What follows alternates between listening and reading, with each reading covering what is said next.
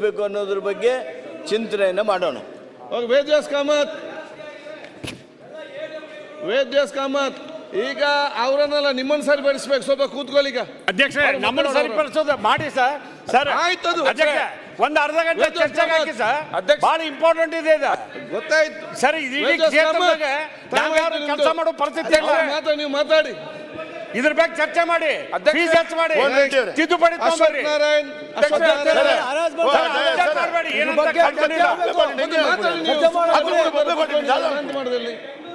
ಮಾತಾಡಿ ಅಣ್ಣ. ಹೌದು ಮರ, ನೀವು ಬೊಂಬೆ ತರ ನಿಂತ್ರೆ ನಾನೇನ್ ಮಾಡ್ಲಿಕ್ಕೆ ಸಾಧ್ಯ? ಕೋನ್ ರೆಡ್ಡಿ ಅವರು ನೀವು ಮಾತಾಡಿ. ಕೋನ್ ರೆಡ್ಡಿ ಅವರು ಕೂತ್ಕೊಂಡು ಮಾತಾಡ್ತೀನಿ. ನೀವು ಮಾತಾಡಿದ್ರೆ ಮಾನ್ಯ ಸಭಾಧ್ಯಕ್ಷರೇ, ಅಧ್ಯಕ್ಷೆ, ಚುಕ್ಕೆ ಗುರುತಿನ ಪ್ರಶ್ನೆ 649 ಮಾನ್ಯ ಗೃಹ ಸಚಿವರನ್ನ ಕೇಳ್ತಾ ಇದ್ದೇವೆ. ಅಧ್ಯಕ್ಷರೇ, ಉತ್ತರಗಳನ್ನು ಒಂದು ಹಾಫ್ ಎನ್ ಅವರ್ ಚರ್ಚೆ ಕೊಡಿ ಸರ್. ಎಲ್ಲರಿಗೂ ಅವರವ್ರ ವಿಚಾರಗಳನ್ನು ಪ್ರಸ್ತಾಪ ಚರ್ಚೆ ಕೊಟ್ಟಿದ್ದಾರೆ. ಅಂದೆ ಅಕುಲ್ಪುರ ಏನು ದಾಯ ಪಾತಿ ನಿಕ್ಕಿದ ಮಂಡಪ ಪಾತ ಎಲ್ಲರ ಅಂಚ ಸರ್, ಪ್ರಶ್ನೆ ಹಾಕಿ ಕೇಳಿ. ಮಾನ್ಯ ಸಭಾಧ್ಯಕ್ಷರೇ, ಉತ್ತರವನ್ನ ಗೃಹ ಸಚಿವರು ಕೊಟ್ಟಿದ್ದಾರೆ. ಇತ್ತೀಚೆಗೆ ಗೃಹ ಸಚಿವರು ಮಂಗಳೂರಿಗೆ ಬಂದು ಹಿಂಸೆ ತಡೆಗೆ ವಿಶೇಷವಾದಂಥ ಪೊಲೀಸ್ ಕಾರ್ಯಪಡೆ ಇರ್ಬೋದು, ಆ್ಯಂಟಿ ಕಮ್ಯುನಲ್ ಫೋರ್ಸ್, ಈ ರೀತಿಯ ಬೇರೆ ಬೇರೆ ಕಾರ್ಯವನ್ನು ಪ್ರಾರಂಭ ಮಾಡಿದ್ದಾರೆ. ಮತ್ತು ಈ ಕಮ್ಯುನಲ್ ಗಲಾಟೆಗಳಾಗುವಂಥ ದೃಷ್ಟಿಯಲ್ಲಿ ಒಂದು ವಿಶೇಷವಾದಂಥ ಸಭೆಯನ್ನು ಮಾನ್ಯ ಗೃಹ ಸಚಿವರೇ ಕೂತು ಮಾಡಿದ್ದಾರೆ. ನಾನು ಗೃಹ ಸಚಿವರು ಬಂದು ಮಾಡಿದಂಥ ಸಭೆಯಲ್ಲಿ ಕೂಡ ನಾನು ಭಾಗವಹಿಸಿದ್ದೇನೆ. ಆದರೆ ಇವತ್ತು ನಾನು ಗೃಹ ಸಚಿವರಿಗೆ ಒಂದು ಮಾಹಿತಿಯನ್ನು ಈ ಸಂದರ್ಭದಲ್ಲಿ ಕೊಡ್ಲಿಕ್ಕೆ ಬಯಸ್ತಾ ಇದ್ದೇನೆ. ಈ ರೀತಿಯ ಒಂದು ಆ್ಯಂಟಿ ಕಮ್ಯುನಲ್ ಫೋರ್ಸ್ ಇರ್ಬೋದು, ಈ ರೀತಿಯ ಪೊಲೀಸ್ ಇಲಾಖೆ ಒಳಗಡೆ ಪೊಲೀಸ್ ಈ ರೀತಿಯ ಇನ್ನೊಂದು ಪಡೆಗಳನ್ನು ಮಾಡುವಂಥ ಉದ್ದೇಶಗಳು, ಕಾರಣಗಳು, ಅದಕ್ಕೆ ಆಗುವಂಥ ಈ ರೀತಿಯ ಘಟನೆಗಳು ಯಾಕಾಗಿ ಆಗತ್ತೆ ಅಂತೇಳುವಂಥದ್ದನ್ನು ಪೊಲೀಸ್ ಇಲಾಖೆ ಮನದಟ್ಟು ಮಾಡಿಕೊಳ್ಬೇಕು. ಯಾಕಾಗಿ ಈ ಘಟನೆಗಳಾಗತ್ತೆ, ಇದಕ್ಕಾಗಿ ಈ ರೀತಿಯ ಆ್ಯಂಟಿ ಕಮ್ಯುನಲ್ ಫೋರ್ಸ್ಗಳು ಅಥವಾ ಇನ್ನಿತರ ಕಾರ್ಯಪಡೆಗಳು ಮಾಡುವಂಥ ಉದ್ದೇಶಗಳು ಆಗತ್ತೆ ಅಂತ ಹೇಳೋದು. ಪ್ರಥಮತವಾಗಿ ನಮ್ಮ ಕರಾವಳಿಯ ಕರ್ನಾಟಕ, ಕೇರಳ ಭಾಗ ಮತ್ತು ಇನ್ನಿತರ ಪ್ರದೇಶದ ಭಾಳ ಹತ್ತಿರವಾಗಿರುವಂಥ ಕಾರಣ ವಿಪರೀತವಾದಂಥ ಶಿಕ್ಷಣ ಸಂಸ್ಥೆಗಳಿದೆ. ಭಾಳ ದೊಡ್ಡ ರೀತಿಯಲ್ಲಿ ಡ್ರಗ್ಸು ಮತ್ತು ಗಾಂಜಾದ ಭಾಳ ದೊಡ್ಡ ರೀತಿಯ ಅವ್ಯವಸ್ಥೆಗಳು ಒಂದು ರೀತಿಯ ಹಂತಕ್ಕೆ ಬರ್ತಾ ಇದೆ. ಎರಡನೇದು, ನಾನು ಮಾನ್ಯ ಸಚಿವರಿಗೆ ಹೇಳಲಿಕ್ಕೆ ಬಯಸ್ತೇನೆ, ತಾವು ಆ್ಯಂಟಿ ಕಮ್ಯುನಲ್ ಫೋರ್ಸನ್ನು ಪ್ರಾರಂಭ ಮಾಡಿದ್ರಿ.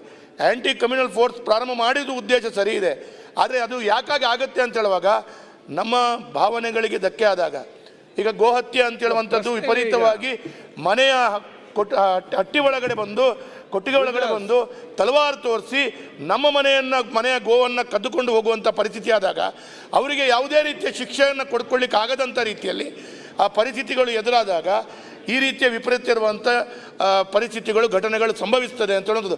ಅದಕ್ಕಾಗಿ ನಾನು ಕೇಳುವಂಥದ್ದು, ಆ್ಯಂಟಿ ಕಮ್ಯುನಲ್ ಫೋರ್ಸ್ ಮಾಡಿದಿರಿ, ಅದರಲ್ಲಿ ಗೋಹತ್ಯಾ ವ್ಯವಸ್ಥೆಗಳನ್ನು ಆದ ಕಾರಣ ಕಮ್ಯುನಲ್ ಆಗುತ್ತೆ ಅಂತೇಳೋದನ್ನು ಕೂಡ ತಾವು ಸೇರಿಸ್ಕೊಳ್ಬೇಕು ಅಂತ ಹೇಳೋದು ನನ್ನ ಮನವಿ.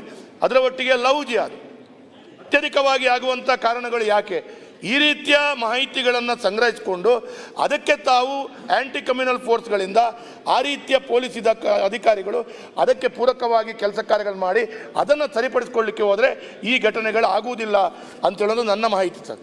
ಕೊನೆಯದಾಗಿ ಇನ್ನೊಂದು ಪ್ರಶ್ನೆ, ನಾನು ಈ ಆ್ಯಂಟಿ ಕಮ್ಯುನಲ್ ಫೋರ್ಸ್ ಇರ್ಬೋದು ಅಥವಾ ಇನ್ನೊಂದು ಪಡೆಗಳಿರ್ಬೋದು, ಇದನ್ನು ನೀವು ಪ್ರಾಮಾಣಿಕವಾಗಿ ತಮ್ಮ ಇಲಾಖೆ ಇರಬಹುದು, ಯಾವುದೇ ವ್ಯವಸ್ಥೆಗಳು ಸರಿಯಾಗಿ ಮಾಡಿಕೊಂಡ್ರೆ ಈ ರೀತಿಯ ಘಟನೆಗಳಾಗಲ್ಲ.